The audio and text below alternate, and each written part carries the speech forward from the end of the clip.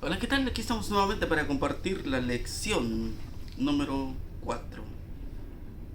Jesús, nuestro hermano fiel. Vamos a orar para iniciar. Señor, gracias por este día, gracias por su amor, su misericordia. Que al estudiar la lección, Señor, usted nos dé sabiduría y que lo podamos guardar en nuestra mente y ponerlo en práctica. Por favor, que su Espíritu Santo nos guíe. Le invitamos que se quede con nosotros en el nombre de Jesús. Amén. Nuestro versículo para memorizar lo encontramos en Hebreos 2:14. Así que, por cuanto los hijos participaron de la carne y sangre, él también participó de lo mismo para destruir por medio de la muerte al que tenía el imperio de la muerte, esto es, al diablo. ¿Sabes que al entrar el pecado, Adán y Eva perdieron ese privilegio que tenían de ser los administradores, casi los dueños de este mundo? Entonces le cedieron el poder al enemigo. Ahora Jesús, como lo miramos en la lección anterior, viene y recupera eso que era de él. En Hebreos 1 nos habla que el Hijo de Dios, el gobernante de los ángeles y el resplandor de la gloria de Dios, la fiel imagen de lo que es él, lo dice Hebreos 1:3. Pero en Hebreos 2, capítulo 2, versículo 7 dice que Jesús adoptó la naturaleza humana con toda su fragilidad, aún hasta el punto de la muerte. Hebreos 1:5 dice que Jesús era el Hijo de Dios. En Hebreos 2:12 dice que Jesús, que al referirse a los hijos de los seres humanos, dice que son sus hermanos. En Hebreos 1 dice, el Padre declara la soberanía divina del Hijo. En Hebreos 1:10, 8 al 12. Pero en Hebreos 2:13 dice que el Hijo manifiesta su fidelidad al Padre. En Hebreos 1 miramos que Jesús es el divino Señor, creador, sustentador y soberano. En Hebreos 2, Jesús es el sumo sacerdote humano, misericordioso y fiel. La descripción de Jesús como un hermano fiel y misericordioso se ve representada en la descripción del Hijo, como la máxima manifestación del eterno Dios creador. Lo encontramos ahí en Hebreos capítulo 1 del 1 al 4. Cristo vino a este mundo en forma humana para vivir como un hombre entre los hombres.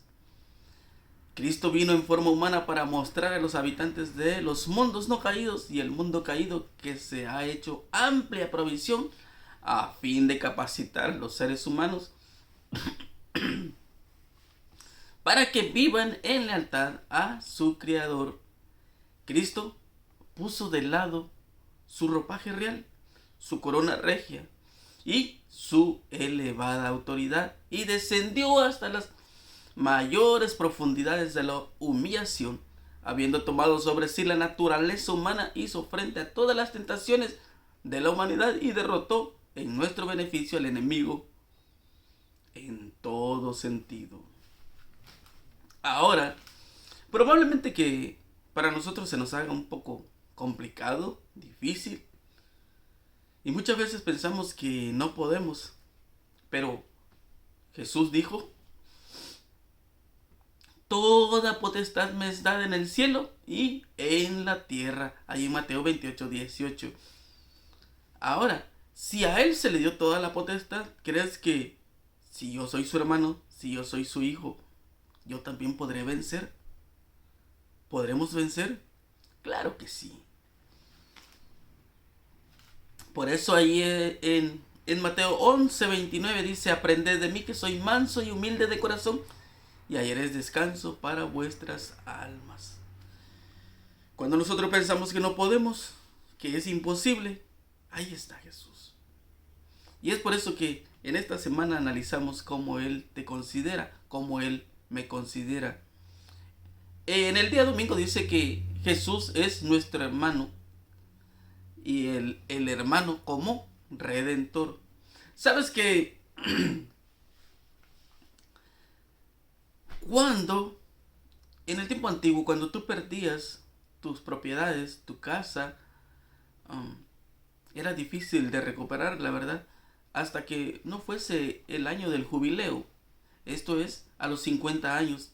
Pero te imaginas que tú perdieras tu casa y tendrías que esperar 50 años para que te la regresaran. Tal vez en ese tiempo ya no estarías vivo, ¿verdad? Entonces, dice, sin embargo, 50 años era mucho tiempo de espera, pero eso la ley de Moisés también estipulaba que el pariente más cercano podía pagar la parte que aún se debía y así rescatar a su pariente mucho antes. Podemos analizar de que probablemente no podíamos recuperarlo. Y por eso que Jesús se hizo como nuestro hermano redentor, que Él vino y pagó tu deuda, mi deuda, para que pudiésemos ser libres. Ahí en Hebreos 2, 14, 15 y 16 dice, leemos. Así que por cuanto los hijos participaron de la carne y sangre, él también participó de lo mismo para destruir por medio de la muerte al que tenía el imperio de la muerte, esto es, al diablo, y librar a todos los que por el temor de la muerte estaban durante toda su vida sujetos a servidumbre, porque ciertamente no socorrió a los ángeles, sino que socorrió a la descendencia de Abraham. Bien, podemos mirar otros versículos. Sabes que no solamente era que cuando yo no había dinero, no había ninguna posibilidad para pagar, el ser humano iba como esclavo del que le debía. Y si era mucha la deuda, no era solamente el hombre, sino también la esposa y los hijos. Y muchos de los hijos crecían ahí cuando no había alguien que lo recuperara, hasta que llegara el año del jubileo. Eso era esperar una eternidad. Y es por eso que cómo nos damos cuenta cómo la esclavitud era inmensa, es horrible, y es por eso que Dios por medio de Moisés mandó a sacar al pueblo de Israel de la esclavitud, mas sin embargo ellos no quisieron. Hoy es lo mismo, sucede lo mismo. Nosotros, Jesús nos ha sacado, nos ha llamado que dejemos la esclavitud, pero nosotros no queremos, nos gusta vivir ahí. En Romanos, miramos, en Romanos 7:14. Porque sabemos que la ley es espiritual, mas yo soy carnal, vendido al pecado. Porque lo que hago, no lo entiendo, pues no hago lo que quiero, sino lo que aborrezco. Y si lo que no quiero esto hago, apruebo que la ley es buena, de manera que ya no soy yo quien hace aquello, sino el pecado que mora en mí. Y yo sé que en mí, esto es, en mi carne, no mora el bien, porque el querer el bien está en mí, pero no el hacerlo. Porque no hago el bien que quiero, sino el mal que no quiero. Y si hago lo que no quiero, ya no hago lo que yo, sino el pecado que mora en mí.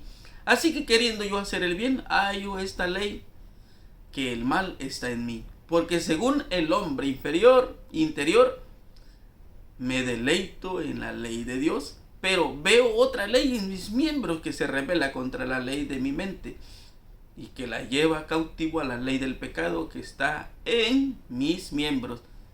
Miserable de mí, ¿quién me librará de este cuerpo de muerte? Sabes que Pablo lo entiende, Jesús lo sabe y tú y yo lo sabemos. Hay cosas que no queremos hacer. Muchas de las veces nosotros miramos, nos damos cuenta que hacemos cosas que son malas. ¿Tú te has dado cuenta? Has hecho cosas que tú no quieres hacer. Tú sabes que son malas, pero aún así las haces. Aún así las hago. ¿Por qué? Porque ese yo que está en mí adentro, no me deja hacer las cosas buenas. Entonces, Jesús quiere que yo haga las cosas buenas, que yo intente, que yo luche por hacer las cosas buenas. ¿Y cuándo voy a hacer las cosas buenas? cuando yo le permita al Espíritu Santo que trabaje en mí. Por eso Romanos 6:23 dice, porque la paga del pecado es muerte, mas la dádiva de Dios es vida eterna en Cristo Jesús, Señor nuestro.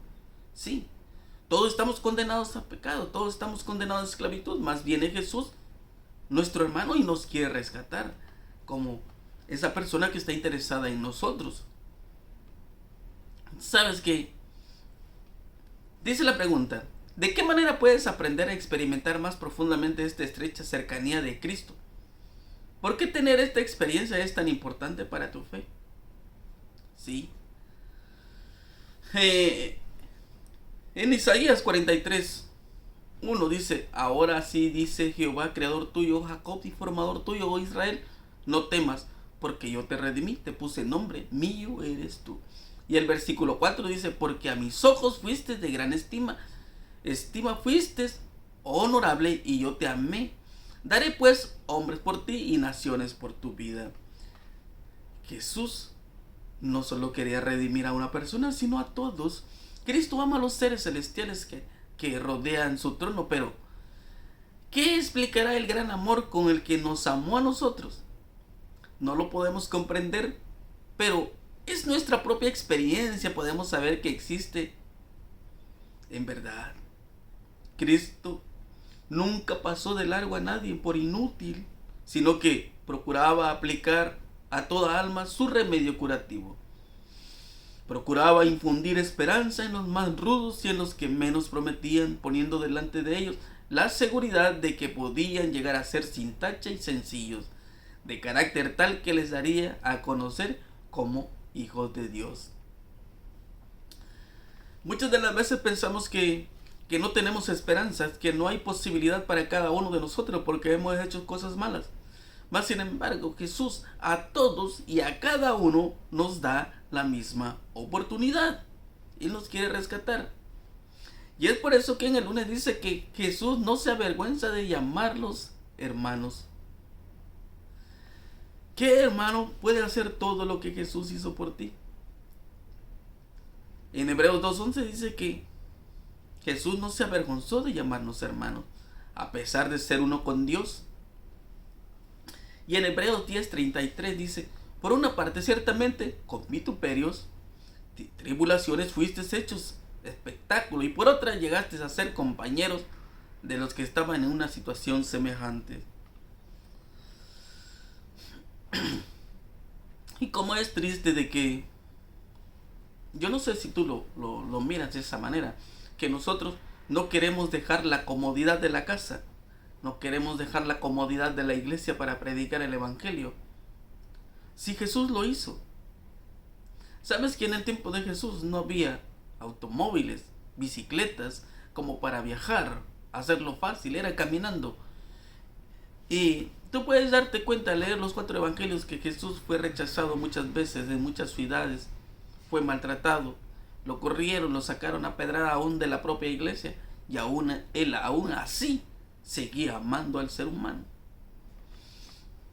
En Hebreos 11, 24, 25, 26, por la fe Moisés, hecho ya grande, rehusó llamarse hijo de la hija de Faraón, escogiendo antes ser maltratado con el pueblo de Dios que gozar de los deleites temporales del pecado, teniendo por mayores riquezas el vituperio de Cristo que los tesoros de los egipcios, porque tenía puesta la mirada en el galardón. Extraordinario. ¿Sabes? Cuando miramos hacia el pasado, Moisés pudo ser el gobernante de Egipto.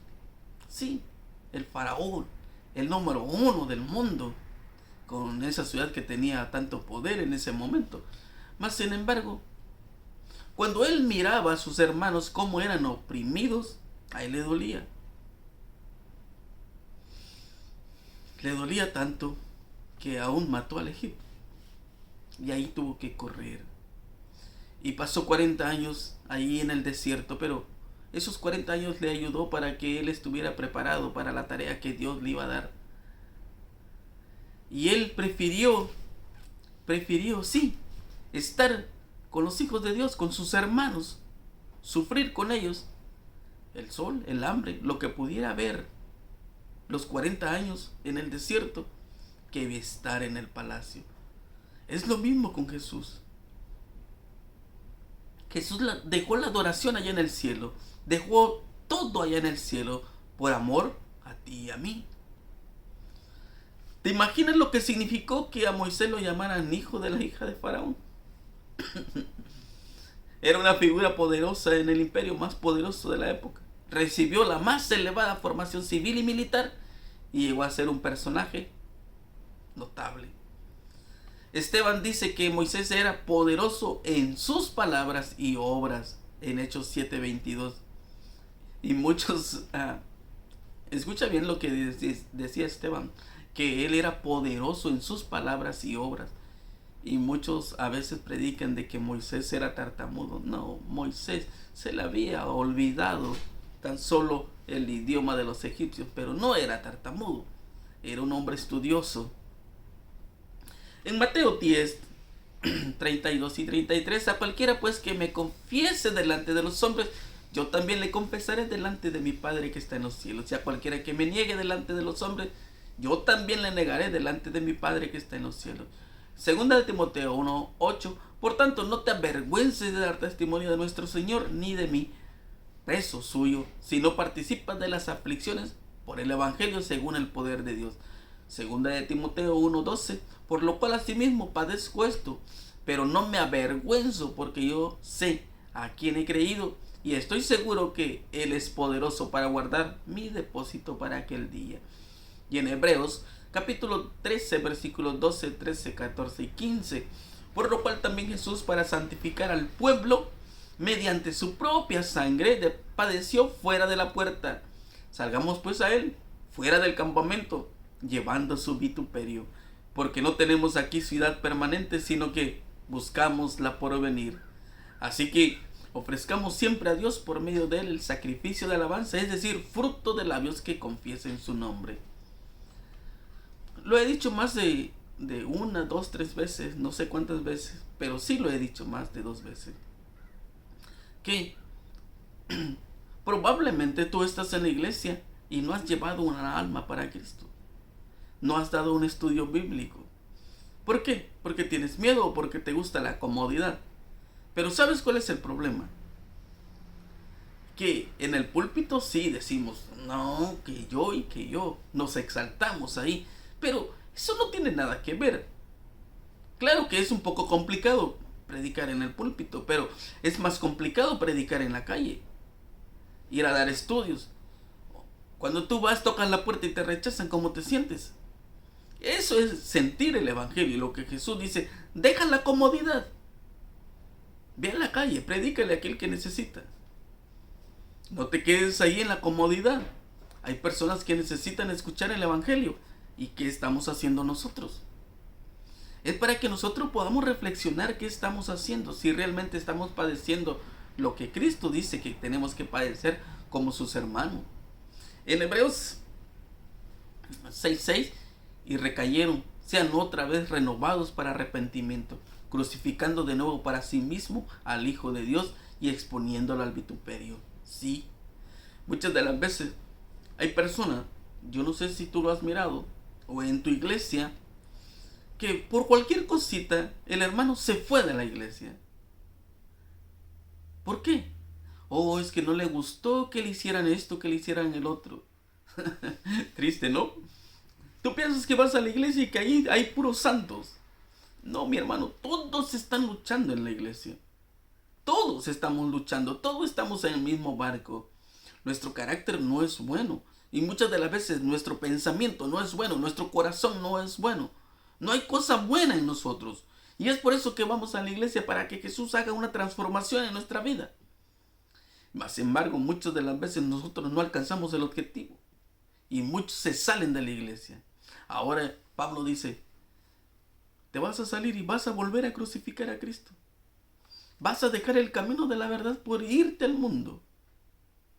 ¿No sabes que Cristo ya te rescató del mundo? ¿Para qué quieres volver ahí si tú sabes que ahí no hay nada bueno? Y es por eso que Pablo nos dice en Hebreos 4:14, por tanto, teniendo un gran sumo sacerdote que traspasó los cielos, Jesús el Hijo de Dios, retengamos nuestra profesión. No importa cuán tan difícil sea tu mundo, tu dolor, tu sufrimiento, tu padecimiento. Sí, hay veces, yo sé que estás cansado. Yo sé que a veces ya no quieres nada con Dios. Pero Pablo dice, esfuérzate, lucha. ¿Te acuerdas de ahí de Josué 1, 7, 8 y en el 9? No solo le dice, sé valiente. Le dice, sé valiente, muy valiente. Ser seguidor de Cristo no es fácil. Es dejarlo todo, todo lo que el mundo te ofrece y vivir una vida diferente.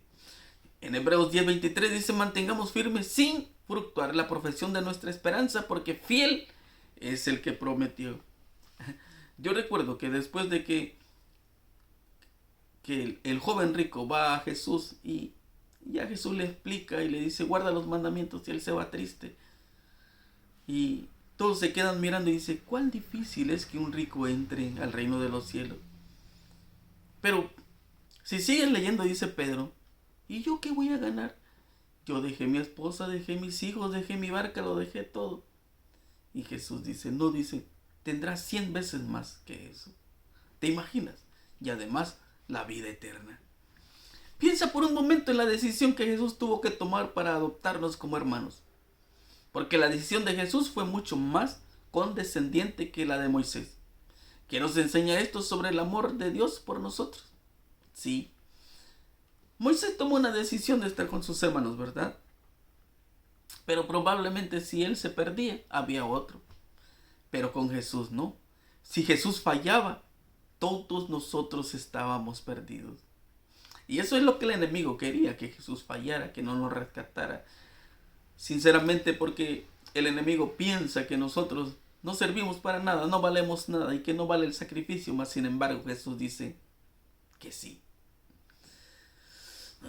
Ahí en San Juan 17:23, yo en ellos y tú en mí, para que sean perfectos en unidad, para que el mundo conozca que tú me enviaste y que los que has amado a ellos, como también a mí me has amado. Jesús te ama, Él me ama, Él nos ama. El Hijo de Dios circuncidó de amor este mundo que Satanás reclamaba como suyo y gobernaba con tiranía cruel, y lo ligó de nuevo al trono de Jehová mediante una proeza inmensa. Los querubines, serafines y las huestes innumerables de todos los mundos no caídos entonaron el himno de loor a Dios y al Cordero cuando su victoria quedó asegurada. Bendito Dios. En carne y sangre como nosotros. Leemos ahí en Hebreos 2:9, pero vemos que aquel que fue hecho un poco menor que los ángeles, a Jesús, coronado de gloria y de honra a causa del padecimiento de la muerte, para que por la gracia de Dios gustase la muerte por todos. ¿Sabes? Es un poco complicado mirar que Jesús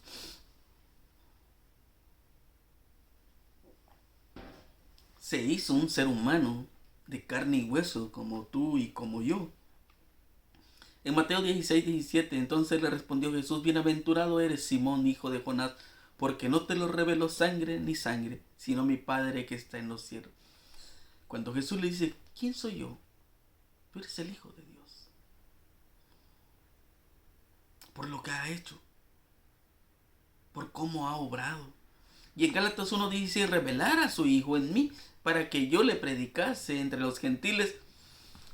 No consulté enseguida con carne y sangre. En 1 Corintios 15:50, pero esto digo, hermanos, que la carne y la sangre no pueden heredar el reino de Dios, ni la corrupción heredará la incorrupción.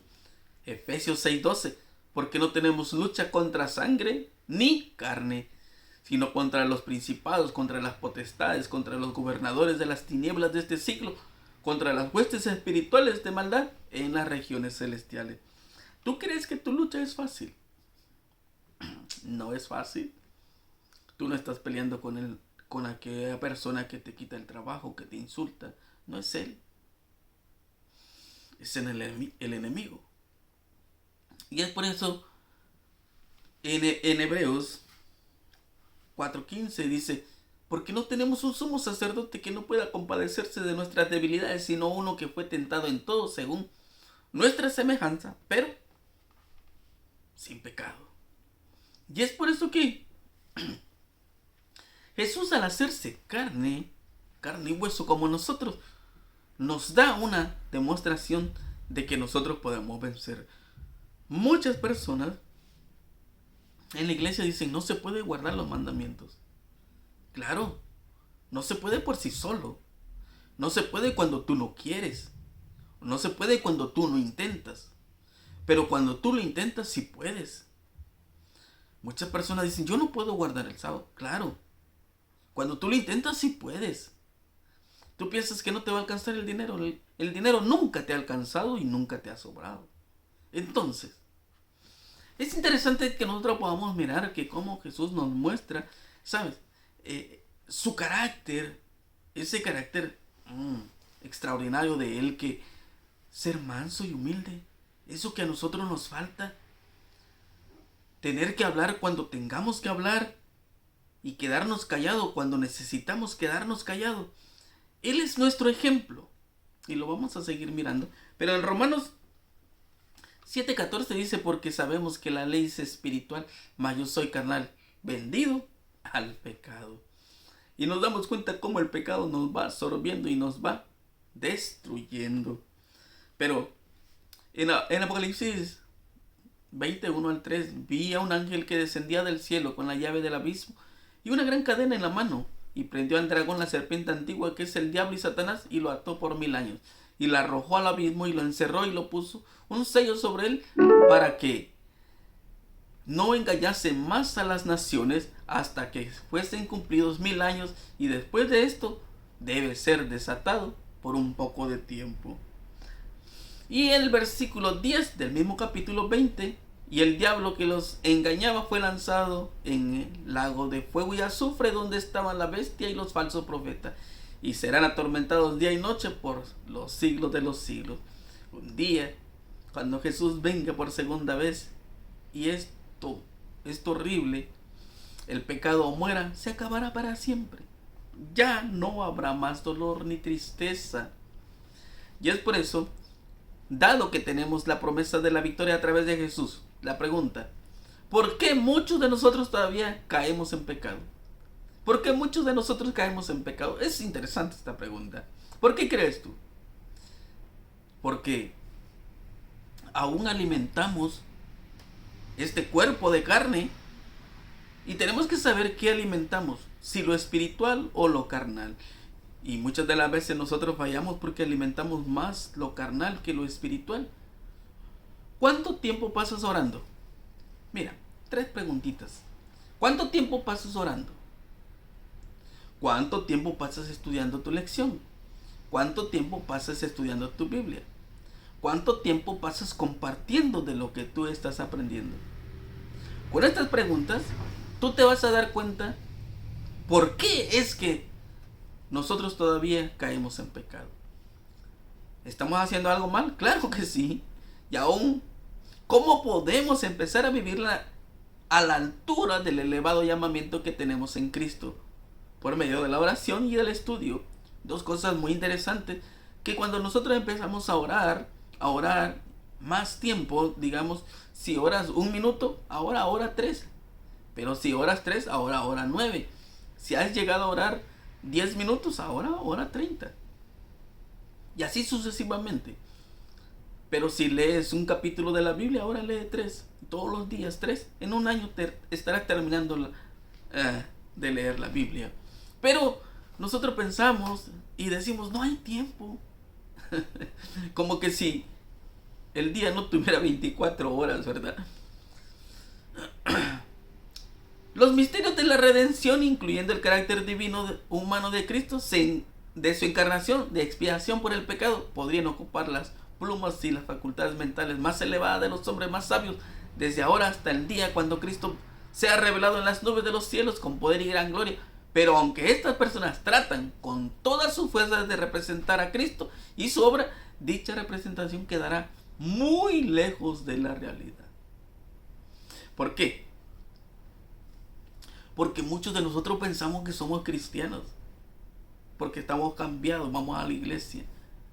Pero ir a la iglesia no pasa nada. Cuando en tu vida no pasa nada, cuando no tienes a Cristo, solo nos estamos engañando a nosotros. El tema de la redención ocupará las mentes y las lenguas de los redimidos durante las edades eternas. La imagen de la gloria de Dios brillará para siempre en el rostro del Salvador. Interesante. Perfeccionado a través del sufrimiento. ¿A cuántos de nosotros nos gusta sufrir? Nada. Pero sabes, cuando Job pasa por ese momento horrible de su vida, que está solo por ese sufrimiento, nos damos cuenta cómo él, al final del libro de Job, él sale perfeccionado. Aunque él era perfecto, pero ahora él sabe en quién cree, quién es Dios. Muchas de las veces nosotros no queremos padecer nada. Nos damos cuenta con la trayectoria del pueblo de Israel. Tan solo un día, 2 días, 3 días que no encontraban agua, ya estaban desesperados. ¿Sabes qué nos pasa? Nosotros nos desesperamos muy fácilmente. Miramos que en la iglesia te hacen alguna cara y tú dices, ay, ya me trataron mal. Cuando no te dan el cargo que tú quieres, ay, piensas que ya no te quieren. Y empezamos a hacer cosas que no debemos hacer. Pero dice que el sufrimiento tiene que perfeccionar. Necesitamos pasar por ese fuego purificador. El apóstol dice que Dios, por medio del sufrimiento, tenía que ser perfecto. ¿Sabes qué? ¿Tú crees que Jesús quería sufrir eso? No, Él no quería sufrir. Pero lo hizo para mostrarnos a nosotros que se puede vencer, que se puede lograr. Y Él lo hizo por amor. Y es por eso cuando nosotros leemos ahí en Hebreos 4:15, porque no tenemos un sumo sacerdote que no pueda compadecerse de nuestras debilidades, sino uno que fue tentado en todo según nuestra semejanza, pero sin pecado. Pero a nosotros cuando alguien nos falla, le damos, ¿verdad? Nos hace falta perfeccionar. Y en Hebreos 7:26, 27 y 28, porque tal sumo sacerdote nos convenía, santo, inocente, sin mancha, apartado de los pecadores y hecho más sublime que los cielos, que no tiene necesidad cada día como aquellos sumos sacerdotes que ofrecen primero sacrificio por sus propios pecados y luego por los del pueblo, porque esto lo hizo una vez para siempre, ofreciéndose a sí mismo. Porque la ley constituye somos sacerdotes a débiles hombres, pero la palabra del juramento posterior a la ley, al Hijo hecho perfecto para siempre. En Hebreos 9:14, cuanto más la sangre de Cristo, la cual mediante el Espíritu eterno se ofreció a sí mismo sin mancha a Dios, limpiará nuestras conciencias de obras muertas para que sirváis al Dios vivo. ¿Qué hubiese pasado si Jesús hubiese fallado? Pues nosotros no estuviéramos contando la historia. Miramos tres puntos aquí interesantes. Punto número 1. Jesús fue perfeccionado mediante los sufrimientos para convertirse en el capitán de nuestra salvación. Hebreos 2:10. Jesús tuvo que morir en la cruz como sacrificio para que el Padre pudiera tener los medios legales para salvarnos. Jesús fue la ofrenda sacrificial perfecta, la única. Siendo Dios, Jesús podía juzgarnos, pero gracias a su sacrificio Jesús también puede salvarnos. Punto número 2. Jesús aprendió la obediencia a través de los sufrimientos. Es interesante. La obediencia era necesaria por las cosas.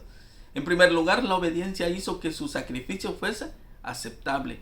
En segundo lugar, sus sufrimientos le permitieron llegar a ser nuestro ejemplo. Jesús aprendió la obediencia porque nunca había experimentado esto antes como Dios. ¿A qué tendría que obedecer?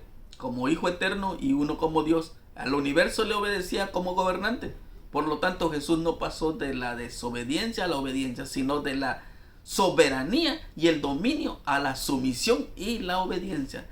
El exaltado Hijo de Dios se convirtió en el obediente Hijo del Hombre.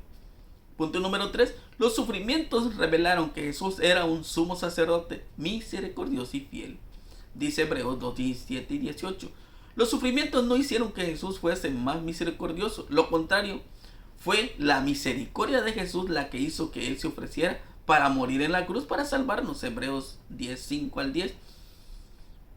No obstante, fue mediante el sufrimiento de Jesús que verdaderamente se expresó y se reveló la realidad de su amor fraternal. Si el Salvador sin mancha padeció, nosotros seguramente también sufriremos. ¿Cómo podemos aprender a soportar las tragedias de la vida y al mismo tiempo recibir esperanza y seguridad del Señor, quien nos ha revelado su amor de tantas formas poderosas? Es interesante. Jesús vino voluntariamente a cumplir la obra de expiación. Solamente Cristo estaba fuera de las exigencias de la ley para tomar sobre sí la redención de la raza pecadora. Tenía poder para entregar su vida y volverla a tomar. Solamente Él. Y terminamos con el jueves, el hermano como modelo. Sí. Muchas de las veces tú estás mirando al pastor, tú estás mirando al anciano, tú estás mirando a tu papá, a tu mamá, a tu hermano. No. Nuestro hermano modelo, el modelo que tenemos que seguir es Cristo. No más. Es Él. Ya por eso en Hebreos 12, 1 al 4, por tanto nosotros también teniendo en derredor nuestra tan grande nube de testigos, despojémonos de todo peso y del pecado que nos asedia y corramos con paciencia la carrera que tenemos por delante, puesto los ojos en Jesús, el autor y consumador de la fe, el cual, por el gozo puesto delante de Él, sufrió la cruz, menospreciando el oprobio, y se sentó a la diestra del trono de Dios.